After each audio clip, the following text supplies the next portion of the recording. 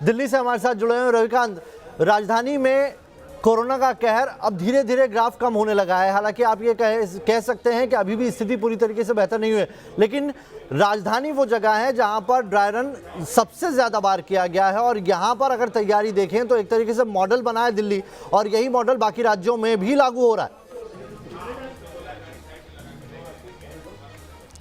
बिल्कुल नावेद, आपके इस सवाल का जवाब दूं उससे पहले अपडेट ये है कि प्राइम मिनिस्टर ने लगभग 3.5 घंटे आज बैठक की है, जिसमें हेल्थ सेक्रेटरी और हेल्थ डिपार्टमेंट के बड़े लोग थे। इसके अलावा एक डिजिटल प्लेटफॉर्म तैयार किया गया है कोविन के नाम से, जिसमें रजिस्ट्रेशन कराना होगा और उस पर हम रियल टाइम डेटा को देख सकते हैं कि भारत में इस वक्त वैक्सीन का स्टॉक कितना अवेलेबल है, एक दिन में कितने लोगों को वैक्सीन लग सकती है। तो पूरी तरीके से एक स्टैंडर्ड प्रोटोकॉल को फॉलो करने के बाद ये 16 तारीख तय की गई है कि उस दिन सारे त्योहारों के बीच जाने के बाद जो वैक्सीनेशन की प्रक्रिया है वो प्रारंभ होगी।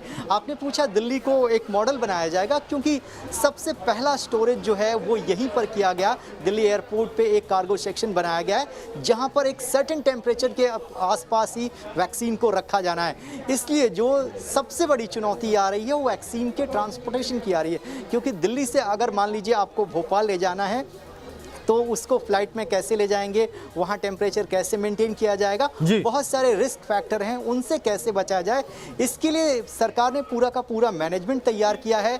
बहुत सारे लोगों को ट्रेनिंग दी गई है उस रिस्क फैक्टर से कैसे निपटा जाए। उसलिए एयरलाइंस के लोगों को ट्रेनिंग दी गई है, पूरे के पूरे एयरलाइंस स्टाफ को ट्रेनिंग दी गई है। तो सरकार पूरी तरीके से देर में आ रही है, लेकिन पूरी तैयारी से आ रही है। और इसका सबसे बड़ा मकसद ये है कि सारे के सारे प्रोसीजर फॉलो किए गए हैं। दोनों ही वैक्सीन को ड्रग कंट्रोलर ने मंजूरी दी है। जिसको जो वैक्सीन मिलती है उस वैक्सीन को आप लगाएं। वैक्सीन पूरी तरीके से सेफ है। चलिए, वैक्सीन पूरी तरीके से सेफ है।